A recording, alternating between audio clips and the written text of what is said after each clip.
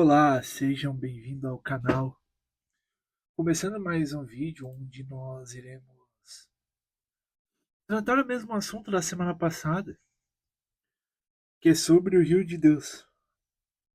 Anteriormente nós vemos sobre a perspectiva de Ezequiel, o rio que flui do trono. Mas este rio que flui do trono, ele nada mais é que o Rio de Deus. Nós iremos introduzir os conceitos básicos sobre este rio. Em Gênesis temos a sua primeira menção, sua primeira aparição, por assim dizer. Lá em Gênesis, no capítulo 2, no versículo 10, ele vai dizer exatamente assim: E saía um rio do Éden para regar o jardim, e dali se dividia e se tornava em quatro braços, ou vertentes, onde o nome do primeiro era Pison, este que rodeia toda a terra de Havilá, onde há ouro, e o ouro desta terra é bom. Ali há o bidélio, e a pedra sardônica. O nome do segundo rio é Gion, este que rodeia toda a terra de Cush. E o nome do terceiro rio é Hidekel. E este vai para a banda do oriente da Síria. E o quarto rio é o Eufrates. Uma coisa que eu quero comentar antes de entrarmos na questão do rio de Deus, perceba que se você ler o primeiro e o segundo capítulo de Gênesis, você vai notar que o processo da criação ela é semelhante ao pai que espera um filho, ou alguém que espera uma visita. Porque quando eu e você esperamos alguém, uma pessoa querida, na nossa casa, normalmente a gente prepara tudo, a gente arruma, a gente limpa, passa um pano, lava a louça, por aí vai. E você nota que foi exatamente a mesma premissa que o Senhor fez nesses dois capítulos do livro de Gênesis. Ele deixou para criar o homem apenas no sexto dia, porque do primeiro até o quinto ele estava, por assim dizer, preparando a casa. E após esse processo de criação de criar o mar, criar a terra, criar os frutos, criar os animais, e etc, etc, aí sim ele criou o homem. E após todo esse processo, a gente vê no versículo 10, que é onde a gente vai entrar no tema do vídeo de hoje, diz que um rio ele vai sair desse jardim. Saía do jardim do Éden, se dividindo em quatro outros rios. E claro, um chamado Pison, outro Gion, outro conhecido como Rio Tigre ou Rio Eufrates, dependendo da versão, é Rio Tigre, dependendo da versão, aquele nome estranho ali. Pois bem, mas voltando ao assunto. O primeiro rio é o Pison. Pison ele significa aumento ou crescimento, um rio de crescimento. Pison. Por onde este rio passa, conforme este rio vai avançando, ele vai fazendo com que as coisas cresçam. Então, supostamente, se este rio passa pela nossa vida, este rio da vida, ele vai fazer com que eu e você crescemos, seja em fé e seja em outra área da nossa vida. Porque as coisas elas vão começar a acontecer naturalmente. O que eu estou falando aqui não é uma teologia da prosperidade nem nada do tipo. É porque as coisas elas começam a fluir quando você confia plenamente no Senhor. Quando nós confiamos plenamente no Senhor, e no contexto de Ezequiel 47, onde estamos mergulhados nele, naturalmente as coisas vão acontecer. As portas financeiras podem se abrir, Deus pode dar novas oportunidades, porque Deus é Deus. Pois bem, voltando. O segundo rio que a Bíblia ela vai mencionar é o rio Gion. O Gion ela significa basicamente romper ou uma correnteza muito forte. E este nome ele nos mostra que o rio de Deus ele é tão forte e tão poderoso que pode quebrar qualquer cadeia da nossa vida, qualquer maldição, qualquer um problema que esteja nos afastando dele. Pode levar tudo aquilo que está impedindo de nós avançarmos em direção ao alvo, que é Cristo. Este rio ele tem esse poder de quebrar as barreiras. O terceiro rio mencionado em Gênesis é o rio Tigre, que significa rápido, basicamente. E primeiro, juntando os conceitos, nós temos nós entendemos que o rio de Deus, primeiro ele traz um crescimento da nossa vida, porque por onde ele passa as coisas vão acontecer. Depois a gente percebe que o rio tem uma correnteza forte, ele vai quebrar todo tipo de barreira, toda a cadeia. Mas também este rio possui águas que são rápidas. Por quê? Fazendo um pequeno paralelo. O primeiro milagre de Jesus, ele aconteceu em um casamento. E perceba, ele transformou água em vinho. Ali no texto vemos que Jesus ele ordenou que lhe trouxessem 6 talhas cheias d'água. E ele transformou esta água em vinho. E em seguida, ele mandou que levasse ao mestre-sala que, após provar, viu que o vinho era bom. Que o noivo havia guardado o melhor para o final. Mas o grande detalhe aqui nessa comparação do rio ser rápido e da transformação da água em vinho é que o bom vinho ele demora tempo para ser produzido. Demora décadas, centenas de anos muitas vezes. Os melhores vinhos, se a gente pesquisar, são das safras de 1920, 1930, 1918, por aí vai.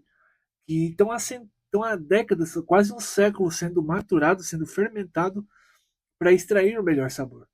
E este milagre mostra que Deus, o mover dele é tão rápido e tão instantâneo, ele é capaz de fazer essa transformação da água em vinho em segundos. Uma coisa que supostamente demoraria anos, décadas, até séculos, muitas vezes. Só que tem outro detalhe importante nessa história. O rio de Deus ele não vai trazer apenas um mover rápido na nossa vida. Mas ele também faz de eu e você pessoas rápidas, pessoas dispostas a responder o chamado do Senhor. Pessoas que, opa, Deus chamou, vamos, então vamos. Basicamente isso. E por fim, o último nome do quarto rio, que é o Eufrates. Este sim é importante. Esse sim é importante, mas não é o mais importante. Ele tem uma característica de ser fértil e frutífero. Este rio eu digo que ele é importante porque ele é mencionado em Ezequiel, é mencionado em Joel, em Apocalipse, se eu não salvo engano, e também em mais algum outro profeta que não me vem à memória. Talvez seja Zacarias. Pois bem, voltando. O rio de Deus ele traz crescimento, ele tem uma correnteza forte, ele é rápido e também ele traz a fertilidade e a frutificação na minha e na sua vida. Ezequiel 47, do versículo 9 ao 12, ele fala algo sobre esse rio de Deus. Porque lá no texto vai dizer que as terras seriam frutíferas, que o mar deixaria de ser mar morto. Pois bem, e naquele contexto, ou melhor, naquele texto, o Senhor está dando uma visão profética para Ezequiel a respeito deste rio. E há 3 fatores mencionados que eu já havia antecipado. Primeiro, por onde este rio passa tem uma quantidade enorme de peixes, ou seja, isso quer dizer um rio fértil. Assim como a terra é fértil e dá frutos, o rio fértil ele dá muita vida marinha. Tem muitos rios que não são férteis, que não tem peixes, não tem nada. São rios normais. Mas esse não, esse tem vida. Outro ponto. Por onde este rio passa, ele vai transformar a morte em vida. Porque na visão, este rio ele deságua no Mar Morto. Uma curiosidade sobre o Mar Morto, os níveis de sal ali são 35%. Um mar normal, como este que a gente tem no Oceano Atlântico, perto do Brasil, ou melhor, que costeia o Brasil, ele tem por volta de 3,5 a 4% de sal. Então, uma quantidade elevada de sal faz com que nenhuma vida consiga sobreviver ali. Tanto que se você vai no Mar Morto e a água pinga no seu olho, menos de 1 minuto você está cego praticamente. Não há peixes, não há vida, não há nada lá. Porque a quantidade elevada de sal faz com que não tenha nenhuma vida. Por isso o nome Mar Morto. E a Bíblia diz que mesmo no lugar de morte, mesmo no lugar onde 35% do mar basicamente é sal, Deus, o rio quando deságua ali, o rio de Deus, vai trazer vida, vai produzir vida. Então imagina a qualidade do nível da água do rio de Deus. E outra coisa curiosa, por ser um rio fértil, um rio frutífero, nas margens, segundo a visão de Ezequiel, vai dizer que nasce todo tipo de árvore frutífera. E estes frutos vão se renovando todos os anos. E estes frutos, além de servirem para alimento, eles também servem como remédio para nos curar.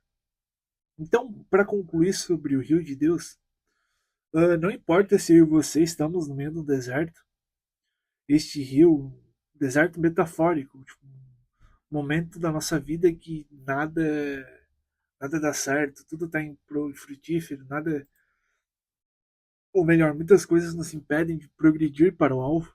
Este rio vem e vai abrir portas, vai abrir caminhos. Basta que eu e você mergulhamos nele. Porque aonde. Porque se este rio, vamos supor, se este rio flui do nosso interior, em tudo aquilo que nós colocarmos nossas mãos, as coisas vão acontecer. Se impormos as mãos contra os enfermos, certamente eles serão curados.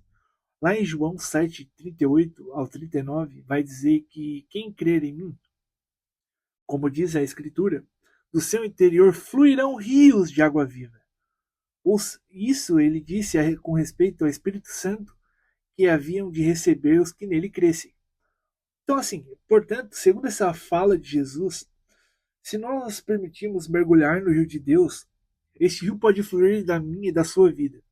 Imagine que aonde você colocar a mão e você orar por uma pessoa e ela é capaz de ser curada, onde você orar por uma oportunidade de emprego e de fato Deus chegar e te atender nesta oportunidade de emprego, porque o rio ele tem essas características. Às vezes nós, ou melhor, fazer o parêntese, muitas doenças são psicossomáticas, como muitos dizem. Então imagina você permitir que o rio de Deus flua, e você não ter mais essas doenças porque este rio ele quebrou as barreiras que impediam eu e você de pedir perdão, ou de sermos perdoados, ou de perdoar alguém. E isso leva a uma leva a um outro patamar onde eu e você somos curados de algumas coisas. Então este rio que flui do nosso interior, ele é um rio de águas vivas. Ele é o rio de Deus, ele é o rio que vem direto do trono, que tem todas essas características. É fértil, é frutífero, tem uma correnteza forte, ele é rápido, ele é ó, pá, pum, aconteceu. Ele é um rio de águas límpidas, ele é um rio, como pode dizer ali, pelo primeiro nome, ele é um rio que simboliza um aumento, um crescimento, porque é um negócio que vai fluir de uma maneira onde não daremos conta de guardar. E realmente fluir e levar tudo pela nossa frente. Ou fluir através de alguém perto de nós e nós sermos arrastados por este rio. Portanto, para concluir, este é o rio de Deus. Ele tem essas características, ele tem essas qualidades. E ele é mencionado de Gênesis a Apocalipse. Eu não vou ter a citação em Apocalipse de cabeça, mas em Gênesis 2 a gente vê ele citado. E provavelmente lá em Apocalipse tem uma citação. Eu só não sei de cor aqui. Pois bem, se você assistiu esse vídeo até aqui, deixe seu like. Se quiser compartilhar, fique à vontade, porque de fato vai estar ajudando ao canal. Consequentemente, ajudando também alguém que precisa ouvir uma palavra, um devocional, ou tirar dúvidas sobre algum tema. Pode ser que tenha algum vídeo sobre esse tema. Pois bem, e que a paz de Deus esteja conosco. Amém.